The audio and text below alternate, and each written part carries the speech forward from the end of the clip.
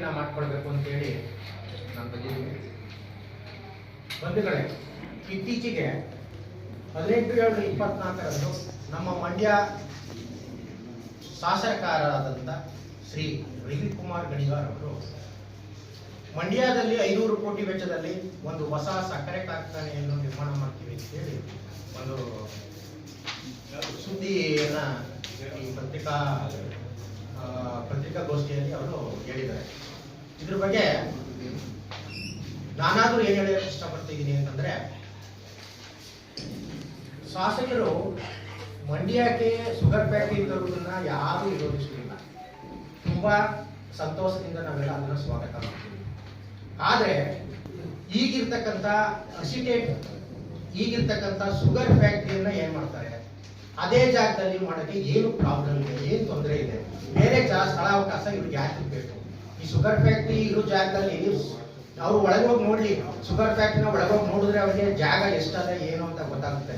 ಸುತ್ತಮುತ್ತ ಹಳ್ಳಿಗಳಿಂದ ಇರೋ ಜಾಗದಲ್ಲಿ ಶುಗರ್ ಫ್ಯಾಕ್ಟರಿನ ನಿರ್ಮಾಣ ಮಾಡಿದ್ರೆ ಸುತ್ತಮುತ್ತ ಹಳ್ಳಿಗಳಿಂದ ಬರೋದಕ್ಕೆ ಸಂಪರ್ಕ ಸೌಕರ್ಯ ಚೆನ್ನಾಗಿದೆ.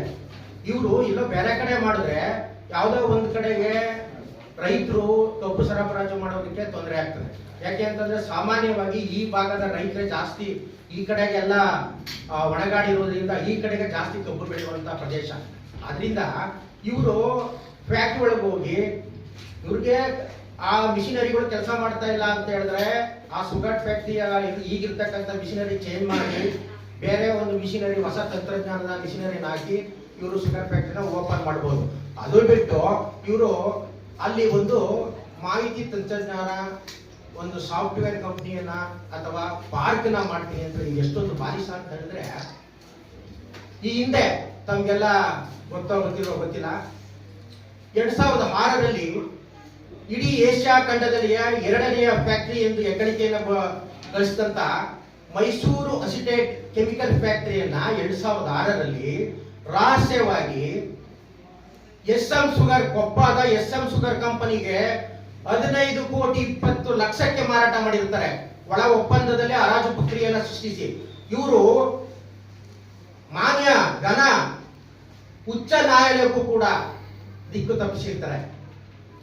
ಒಂದು ಅಸಿಟೇಟ್ ಫ್ಯಾಕ್ಟರಿಯ ಲೆಡ್ಸು, ಆ ಮಿಷಿನರಿ ಸಾಮಾನುಗಳು ಸಹಿತ ಕೇವಲ 15,20,00,000ಕ್ಕೆ ನೀವು ಮಾರಾಟ ಮಾಡ್ತೀರಿ ಅಂದ್ರೆ ಮಂಡ್ಯ ಜನತೆಗೆ ಎಷ್ಟು ಜನ ಗೊತ್ತಿಲ್ಲ, ನನಗೆ ಗೊತ್ತಿಲ್ಲ.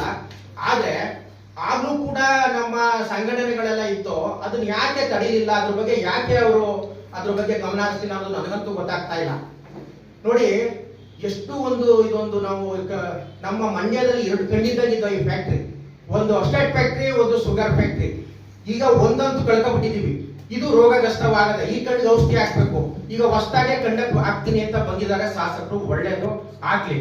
ಆದ್ರೆ ನನ್ಗೆಲ್ಲೋ ಅನಿಸ್ತಾ ಇದೆ, ಇವರು ಹೊಸ ಕಾರ್ಖಾನೆ ಮಾಡುವ ನೆಪದಲ್ಲಿ ಅಸ್ಟೇಟ್ ಫ್ಯಾಕ್ಟರಿ ಮಾದರಿಯಲ್ಲಿ ಇದನ್ನು ಮಾರಾಟ ಮಾಡಬಹುದು.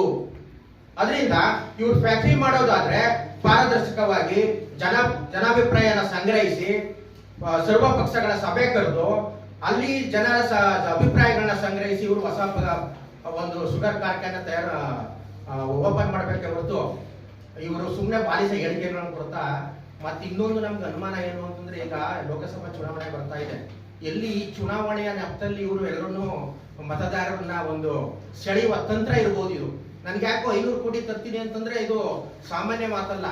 ಇವರು ಮನೆಯಿಂದ ಈಗ ನೋಡಿ, ಇಲ್ಲಿ ನೋಡಿದೆ, ಮನೆಯಿಂದ ಮಣ್ಣನ್ನು ತಂದು, ಇದು ಈ ಒಬ್ಬ ಶಾಸಕರು ಹೇಳುವಂತದ್ದಲ್ಲ. ಇದು ಮಾಡ್ಬೇಕು ಕೆಲಸನ. ಮನೆಯಿಂದ ಮಣ್ಣು ತನ್ನೋದು ಅಂದ್ರೆ ಏನು? ಈಗಾಗಲೇ ಮಂಡ್ಯ ರೈತರು ಮನೆಗೂ ಮಣ್ಣು ಹಾಕ್ಬಿಟ್ಟಿದ್ದಾರೆ ಜನಪ್ರತಿನಿಧಿಗಳು. 2000ದಿಂದ ಈಚೆಗೆ ಬಂದಂತ ಜನಪ್ರತಿನಿಧಿಗಳು ಮಂಡ್ಯ ಏನ್ ಕೆಲಸ ಮಾಡಿದ್ದಾರೆ, ಮಂಡ್ಯದಲ್ಲಿ ಅವ್ರು ಮಾಡಿರೋ ಕೆಲಸ, ಮಾರಾಟ ಮಾಡಿರೋದು, ಕೆರೆಗಳನ್ನ ಮುಚ್ಚಿರೋದು.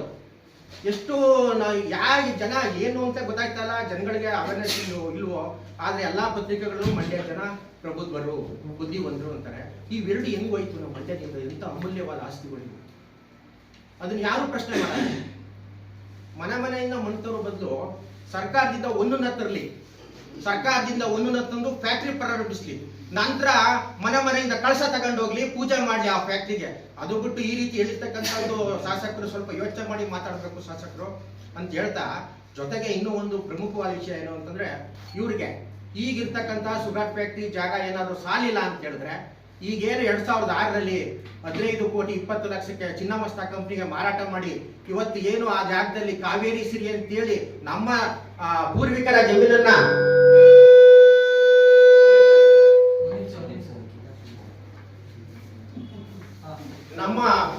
ಜಮೀನನ್ನ ನಮ್ಗೆ ಇವಾಗ ನಿವೇಶನ ಮಾಡಿ ಇವಾಗ ಒಂದ್ ಸೈಡ್ಗೆ ಒಂದು ಸ್ಕ್ವೇರ್ ಫೀಟ್ 2,000 3,000 ಮಾರಾಟ ಮಾಡಕ್ಕೆ ಹೊರಟಿದ್ದಾರೆ. ನಮ್ದೇ ಜಾಗ ತಗೊಂಡು ನಾವೇ ದುಡ್ಡು ಕೊಟ್ಟು ಪರ್ಚೇಸ್ ಮಾಡಬೇಕು ಅಲ್ರಿ. ಈಗ ಇದು ಕೆರೆ ಮುಚ್ಚು ಬಂದು ಅಲ್ಲೇ ಸೈಟ್ ಮಾಡ್ಬಾರ್ದಾಯ್ತು. ಮೂಡ ಯಾಕಿದೆ ಮಂಡ್ಯದಲ್ಲಿ? ಮೂಡ ಇರೋದು ಯಾಕೆ? ಅದನ್ನ ತೆಗೆದು ಇಲ್ಲೇ ಅವರು ನಿವೇಶನಗಳು ಮಾಡಿ ನಮ್ಮ ಮಂಡ್ಯ ಜನಕ್ಕೆ ಹಂಚ್ಬೋದಾಗಿತ್ತು. ಈಗ ಅವ್ನು ಯಾರೋ ಬಂದು ರಿಯಲ್ ಎಸ್ಟೇಟ್ ಅವ್ನು ಮಾಡಿ ನಮ್ಮ ಸೈಟ್ ಅಂತವನೆ.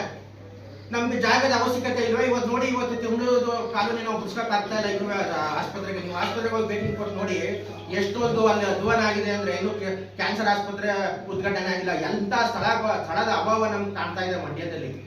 ಆಯ್ತಾ? ಮತ್ತೆ ನಾನು ಶಾಸಕರಿಗೆ ಈ ಮೂಲಕ ಹೇಳಕ್ ಇಷ್ಟಪಡ್ತೀನಿ, ಬೀದಿಗೆ ಬೋರ್ಡ್ಗಳನ್ನ ಹಾಕೋದಲ್ಲ, ರಸ್ತೆಗಳು ಗುಂಡಿ ಬಿದ್ದವೆ. ಈಗ ತಾನೇ ಮೊನ್ನೆ ಚಾಮುಂಡೇಶ್ವರಿ ರಸ್ತೆಯಲ್ಲಿ ಒಂದು ಗುಂಡಿಗೆ ಮುಂಚಾರ ದಾರಿ ಕಿತ್ತೋಗದೆ. ಮೊದಲು ರಸ್ತೆಗಳನ್ನ ರೆಡಿ ಮಾಡಿ ಸಾರ್ವಜನಿಕರಿಗೆ ಅನುಕೂಲವಾಗುವಂತ ಕೆಲಸಗಳನ್ನ ಮಾಡ್ಬೇಕೆ ಹೊರತು ಬೋರ್ಡ್ ಹಾಕೋದ್ರಿಂದ ಬೀದಿಗೆ ಬಾವುಟ ಹಾಕೋದ್ರಿಂದ ಏನು ಸಮಸ್ಯೆ ಇಲ್ಲ, ಅನುಕೂಲ ಆಗಲ್ಲ ಜನಕ್ಕೆ. ಅದರಿಂದ ಅರ್ಥ ಮಾಡ್ಕೋಬೇಕು. ಮಂಡ್ಯದ ಜನ ಬುದ್ಧಿ ಕಲ್ತ್ಕೋಬೇಕು. ಒಂದಂತೂ ಹೇಳ್ತೀನಿ, ಯಾವ ಟೈಮಲ್ಲಿ ರಾಜಕಾರಣಿಗಳು ಬಂದಾಗ್ತಾ ಇರ್ತಾರೆ, ಯಾವ ರಾಜಕಾರಣಿಗಳು ಈ ಪಕ್ಷಕ್ಕೆ ಹೋಯ್ತಾನೆ ಆ ಪಕ್ಷಕ್ಕೆ ಹೋಯ್ತಾನೆ. ನಾನು ಯಾವ ರಾಜಕಾರಣಿ ಬಗ್ಗೆ ಮಾತಾಡಲ್ಲ. ನಾನು ಮಂಡ್ಯ ಜನತೆಯ ಒಂದು ಅಭಿವೃದ್ಧಿ ಕಡೆಯಿಂದ ಮಾತ್ರ ಈ ಮಾತನ್ನ ಹೇಳೋದಕ್ಕೆ ಇಷ್ಟಪಡ್ತೀನಿ. ನಾನು ಇವತ್ತು ಆಮ್ ಆದ್ಮೇಲೆ ಇದ್ದೀನಿ.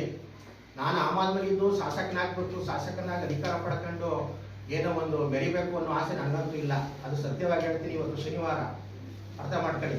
ಮಂಡ್ಯ ಹಿಂದುಳಿದಿದೆ. ಮಂಡ್ಯ ಎಂತ ಇವತ್ತು 2000 ಹಿಂದೆ ಇದ್ದಂತ ಆ ಒಂದು ಆರ್ಥಿಕ ಚಟುವಟಿಕೆ ಮಂಡ್ಯದಲ್ಲಿ ಈಗ ಕಾಣ್ತಾ ಇಲ್ಲ. ಎಲ್ಲರ ಕುಸಿದೋಗಿದೆ. ಎಲ್ಲೋದ್ರು ಎಲ್ಲ ಹಣ ಎಲ್ಲಿ ಓಡಾಡ್ತದ್ರಿ? ಹಣ ಎಲ್ಲಿ ಓಡಾಡ್ತದೆ? ಫ್ಯಾಕ್ಟ್ರಿಗಳೇ ಇಲ್ಲ. 2 ಫ್ಯಾಕ್ಟ್ರಿ ಮುಚ್ಚೋಯ್ತು. ಇಂಥ ಸಂದರ್ಭದಲ್ಲಿ ಜನಗಳು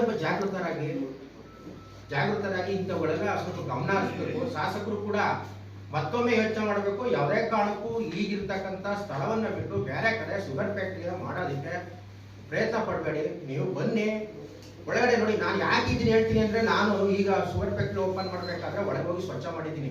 ಅಲ್ಲಿ ಒಂದು HMT ಟ್ರಾಕ್ಟರ್ ನಿಂತಿತ್ತು. ಅದನ್ನ ಇದು ಆಗುದಿಲ್ಲ, ಗುಜ್ರಿ ಹೊಡಿಬೇಕು ಅಂತ ಹೇಳಿದ್ರು.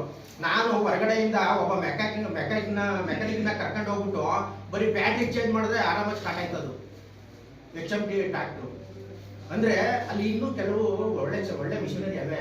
ಬಟ್ ನಮ್ಮಲ್ಲಿ ಅದನ್ನ ಸರಿಪಡಿಸ್ಬೇಕು ಅನ್ನುವಂತ ಇಚ್ಛಾಶಕ್ತಿ ಇಲ್ಲ. ಇಚ್ಛಾಶಕ್ತಿ ಕೊರತೆ ನಮ್ಮ ರಾಜಕಾರಣಿಗಳಲ್ಲಿ ಜನಪ್ರತಿನಿಧಿಗಳಿಗೆ ಕಾಣ್ತಾ ಇದೆ.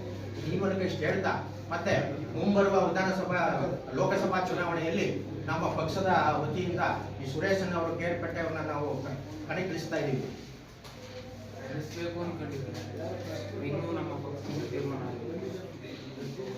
ಇಷ್ಟು ಹೇಳ್ತಾ ತಮ್ಮೆಲ್ಲರೂ ನನಗೆ ಸಹಕರಿಸಿದ್ದಕ್ಕೆ ಧನ್ಯವಾದಗಳನ್ನ ಹೇಳ್ತಾ ನಾನು ಮಾತು ಮುಗಿಸ್ತೀನಿ. ವಂದನೆಗಳು. ನಿಮ್ಮನೆ ಒಂದು ಹೇಳಿಕೆ ಹೇಳ್ತಾ ಚರ್ಚೆ ನಡೀತಾ ಇದೆ. ನಮ್ಮಲ್ಲಿ ಈಗ ಇವ್ರನ್ನ ನಾವು ಲೋಕಸಭಾ ಚುನಾವಣೆಯಲ್ಲಿ ಕಣಕ್ಕಿಳಿಸ್ಬೇಕು ಅಂತೇಳಿ ನಾವು ಮಾತಾಡ್ತಾ ಇದ್ದೀವಿ, ತೀರ್ಮಾನ ಮಾಡ್ತಾ ಇದೀವಿ. ಅದಕ್ಕೆ ಇವ್ರನ್ನ ಇವತ್ತು ನಾವು ಕರ್ಕೊಂಡು ಬಂದಿದ್ದೀವಿ. ಕೇಳಿ ಸರ್, ಏನಾದ್ರು ಪ್ರಶ್ನೆ ಇದೆ ಕೇಳಿ ಸರ್. ಇದ್ರ ಬಗ್ಗೆ ಏನಾದ್ರು ಕೇಳಿದ್ರೆ ಸರಿಯಾಗಿದೆ. ನೀವು ಇನ್ನು ಇನ್ನೇನಿಲ್ಲ, ಯಾಕೆಂದ್ರೆ ನೀವು ಅಲ್ಲಿ ಏನೇನೋ ಇದೆ. ಇರ್ಲಿ ಸರ್, ಒಳ್ಳೆಯದು. ನಾವು ಈಗ ನಮ್ಗೆ ಅಲ್ಲೇ ಮಾಡಿ ಅಂತ, ನೀವು ಬೇರೆ ಕಡೆ ಬೇಡ, ಅಲ್ಲೇ ಮಾಡ್ಲಿ. ಯಾಕೆಂದ್ರೆ ಅದು ಚೆನ್ನಾಗಿದೆ ಜಾಗ. ನೋಡಿ, ಈ ಕಡೆ ಫೀಲ್ಡ್ ಇದೆ, ಆ ಕಡೆ ಫೀಲ್ಡ್ ಇದೆ, ಜಾಗ ಖಾಲಿ ಬಿದ್ದಾವೆ ಎಲ್ಲ. ಎಲ್ಲ ಸ್ವಚ್ಛ ಮಾಡಿದ್ರೆ ಭಯಂಕರವಾಗಿ ಜಾಗ ಇದೆ ಸರ್. ಅಲ್ಲಿ ಏನಾಯ್ತದೆ ಅಂದ್ರೆ, ಅಲ್ಲಿ ಮಾಡಿದ್ರೆ ಎಲ್ಲ ರಸ್ತೆಗಳು ಚೆನ್ನಾಗವೆ. ಇವಾಗ ಕಬ್ಬು ಹೊಡೆಯಕ್ಕೆ ಎಲ್ಲ ಕಡೆಯಿಂದ ಬಂದು ಬರೋಕ್ಕೆ ನೀವೆಲ್ಲೋ ಮಾಡ್ತೀನಿ ಅಂದ್ರೆ ಅದು ಏನೋ ಗೊತ್ತಾ ಸರ್. ಈ ರಾಜಕಾರಣಿಗಳಿಗೆ ಯಾರಾದ್ರೂ ಅಷ್ಟನ್ನ ಹೇಳ್ತೀನಿ, ಯಾವ್ದಾದ್ರು ಒಂದು ಪ್ರಾಜೆಕ್ಟ್ ಬೇಕು ಈಗ ಅಧಿಕಾರಕ್ಕೆ ಬಂದಾಗ. ಯಾಕೆಂದ್ರೆ ಈಗ ಎಲೆಕ್ಷನ್ ಅಲ್ಲಿ ಖರ್ಚು ಮಾಡಿರೋ ದುಡ್ಡು ಪಡೆಯೋದು ಹೇಗೆ? ಈಗ ನಾನೇ ಎಲೆಕ್ಷನ್ ಅಲ್ಲಿ ಎಷ್ಟು ಖರ್ಚು ಮಾಡಿದ್ದೆ? 3 ಲಕ್ಷ ಖರ್ಚು ಮಾಡಿದ್ದೆ ಅಲ್ವಾ? ಈ ಕೋಟಿಗಟ್ಟಲೆ ದುಡ್ಡು ಇನ್ವೆಸ್ಟ್ ಮಾಡ್ತಿದ್ದೆ ಅಂದಾಗ ಅದು ಹೇಗೆ ವಾಪಸ್ ತಗೊಳ್ಳೋದು? ಏನಾದ್ರೂ ಒಂದು ಪ್ರಾಜೆಕ್ಟ್ ಹುಡುಕ್ತಾರೆ, ಒಳ್ಳೇದು, ಜನಕ್ಕೆ ಅಭಿವೃದ್ಧಿ ಆಗುವಂತ ಕೆಲಸಗಳನ್ನ ಮಾಡಿ ಅಂತ ಒಂದು ಜನಾಭಿವೃದ್ಧಿ ಕೆಲಸಗಳಿಗೆ ನಾವು ಸಹಕರಿಸ್ತೀವಿ. ಅದು ಅನ್ಯಾಯದ ಕೆಲಸ ಅಥವಾ ನ್ಯಾಯಕ್ಕೆ ವಿರುದ್ಧವಾದಂಥ ಕೆಲಸಕ್ಕೆ ನಾವು ಯಾವುದೇ ಕಾರಣಕ್ಕೂ ನಾವು ಪ್ರೋತ್ಸಾಹಿಸುವುದಿಲ್ಲ. ಈ ಪಕ್ಷ ಇರಲಿ ಅಥವಾ ನಾನು ಈ ಪಕ್ಷ ಬಿಟ್ಟು ಇಂಡಿಪೆಂಡೆಂಟ್ ಆಗಿ ಹೋರಾಟಕ್ಕೂ ನಾನು ರೆಡಿ ಇದ್ದೀನಿ. ನಂದು ಹೋರಾಟ ಮುಖ್ಯ. ಮಂಡ್ಯದ ಜನ ರೈತರಿಗೋಸ್ಕರ ನಾನು ಹೋರಾಟ ಮಾಡ್ತೀನಿ ಹೊರತು ನಮ್ಮ ಪಕ್ಷಕ್ಕೂ ಹೋರಾಟ ಮಾಡಿದ್ರು ಕೂಡ ನನ್ನ ಮುಖ್ಯ ಗುರಿ ಮಂಡ್ಯ ಜನತೆ ಅವೇರ್ನೆಸ್ ಕೊಡಬೇಕು. ಇನ್ನು ಮುಂದೆ ಇಂಥ ಘಟನೆಗಳು ಆಗಬಾರ್ದು. ಸಾರ್ವಜನಿಕ ಆಸ್ತಿಗಳನ್ನ ಮಾರಾಟ ಮಾಡಬಾರ್ದು ಜನಪ್ರತಿನಿಧಿಗಳು. ನಾನು ಅದ್ರ ಬಗ್ಗೆ ನಾನು ಕಾನೂನು ಹೋರಾಟಕ್ಕೂ ಕೂಡ ನಾನು ರೆಡಿ ಆಗ್ತೀನಿ. ಈಗಾಗಲೇ ಚಿನ್ನಮಸ್ತ ಕಂಪ್ನಿದು ನನಗೆ sale deed original sale deed ಸಿಕ್ಕಿದೆ ಕೋರ್ಟಲ್ಲಿ ಇದ್ದಂಥದ್ದು. PCJ ಕೋರ್ಟಲ್ಲಿ ನೋಡಿ. ಇನ್ನೊಂದು ಪ್ರಮುಖವಾದ ವಿಷಯ, ಈಗ NH 270 ಏನು ರಸ್ತೆಗೆ ಆ ಚಿನ್ನಮಸ್ತ ಕಂಪ್ನಿದು ಹೋಯ್ತು, ಅದಕ್ಕೆ ಸುಮಾರು 20 ಕೋಟಿಗೂ ಹೆಚ್ಚು ಪರಿಹಾರ ತಗೊಂಡಿದ್ದಾರೆ. ಅಂದ್ರೆ ನಮ್ಗೆ ಏನ್ ಅನಿಸ್ತದೆ ಅಂದ್ರೆ ಜನಪ್ರತಿನಿಧಿಗಳಿಗೆ ಇವೆಲ್ಲ ಅರಿವಿಲ್ವಾ ಯಾಕೆ ಅಂತ. ಸರ್ಕಾರಿ ಭೂಮಿನ ಖಾಸಗಿಯವರಿಗೆ ಮಾರೋದು, ಮತ್ತೆ ಖಾಸಗಿಯವರಿಗೆ ಸರ್ಕಾರ ದುಡ್ಡನ್ನ ಕೊಟ್ಟು ಭೂಸ್ವಾಧೀನ ಪಡಿಸ್ಕೊಳ್ಳೋದು. ಎಂತ ನೋಡಿ ಎಷ್ಟು ಈ ರಾಜಕಾರಣಿಗಳು ಬುದ್ಧಿವಂತರು ಇರ್ತಾರೆ ಅಂತ. ಈಗ ಅದೇ ಸರ್ಕಾರದ್ದೇ ಆಗಿದ್ರೆ ಆ ದುಡ್ಡು ಉಳಿತಾ ಇತ್ತಾ? ಇವಾಗ ನೋಡಿ NH ರಸ್ತೆಗೆ ಎಷ್ಟು ಕೋಟಿ ತೆಗೆದು ಆರ್ಟಿಗೆ ಹಾಕಿದ್ದೀನಿ, ಅವ್ನು ಕೊಡ್ತಾ ಇಲ್ಲ. ಇನ್ನೊಂದು ರಾಷ್ಟ್ರೀಯ ಹೆದ್ದಾರಿ ಪ್ರಾಧಿಕಾರದವರು ಇನ್ನೊಂದು ಆರ್ಟಿಗೆ ಕೊಡ್ತಾ ಇಲ್ಲ. ಹಾಗಾಗಿ ಬಂಧುಗಳೇ ಹೇಳ್ತಾ ನಾನು ಮಂಡ್ಯ ಜಿಲ್ಲಾ ಪ್ರತಿನಿಧಿಗಳು ಎಲ್ಲನೂ ಹಾಳು ಮಾಡ್ಕೊಂಡು ಬಂದಿದ್ದಾರೆ, ಏನು ಉದ್ಧಾರ ಮಾಡಿಲ್ಲ ಅಂತಂದ್ರೆ ಈ ಹಾಳು ಮಾಡಿರೋ ಲಿಸ್ಟಲ್ಲಿ ಏನೇನಿದೆ ಅಂತ ಹೇಳ್ತೀರಾ? ಈಗ ಇದು ಯಾವುದೊಂದು ನಮ್ಮ ಚಿಕ್ಕಮಂಡ್ಯದ ಕೆರೆ ನೋಡಿ. ಈಗ ನಾವು ಕಾವೇರಿಗಳ ಹೋರಾಟ ಮಾಡ್ತೀವಿ ನೀರು ಬಿಟ್ಬಿಟ್ರು ಅಂತ. ನಮ್ಗೆ ಚಿಕ್ಕಮಂಡ್ಯದ ಕೆರೆ ಇದ್ದಿದ್ರೆ ದಯಮಾಡಿ ಯೋಚನೆ ಮಾಡ್ಕೊಳ್ಳಿ. ನಾವು ಎಲ್ಲ ಒಂದು ಮನೆ ಕಟ್ಬೇಕಾದ್ರೆ ನಾವು ಬೋರ್ ಕರಿತೀವಿ, ನೀರು ಎಲ್ಲಿಂದ ಬರ್ತದೆ? ನೀವು ಅದೇ ಚಿಕ್ಕಮಂಡ್ಯದ ಕೆರೆ ಇತ್ತು ಅಂದಿದ್ರೆ ಅಂತರ್ಜಲ ವೃದ್ಧಿ ಆಗ್ತಿರ್ಲಿವ ಮಂಡ್ಯಕ್ಕೆ? ಅದ ಮೈಸೂರು ಮಹಾರಾಜರು ಕುದುರೆಗಳಿದ್ವಲ್ಲ, ಅವಾಗ ಮಹಾರಾಜರ ಕಾಲದಲ್ಲಿ ಆ ಕುದುರೆ ತೊಳೆಯೋದಕ್ಕೆ, ಕುದುರೆಗೆ ನೀರಿಗೆ, ದನ ಕರುಗಳಿಗೆ ಅಂತ ಮೈಸೂರು ಮಹಾರಾಜರು ನಿರ್ಮಿಸಿದ್ರು ಕೆರೆ ಕಟ್ಟೆನ.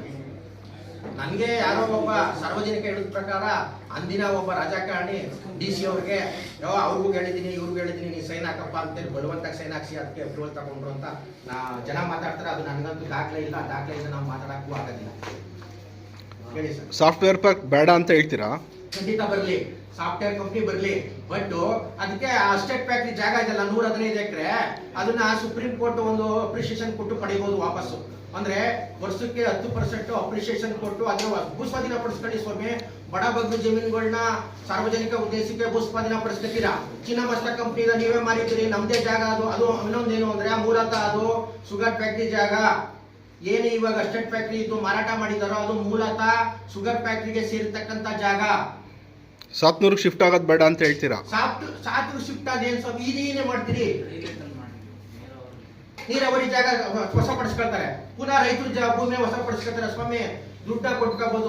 ರೈತರು ವ್ಯವಸಾಯ ಮಾಡೋ ಭೂಮಿಗಳನ್ನ ಇವ್ರು ಪರ್ಚೇಸ್ ಮಾಡ್ಕೋದು, ಭೂಸ್ವಾಧೀನ ಪಡಿಸ್ಕೊತಾರೆ. ಅಲ್ಲ, ನಾನು ಹೇಳೋದು ಸರಿ, ರೈತರು ಸ್ವತ್ತನ್ನ ಅಥವಾ ರೈತರು ಭೂಮಿಗಳನ್ನ ಭೂಸ್ವಾಧೀನ ಪಡಿಸ್ಕೊಳ್ಬೋದು.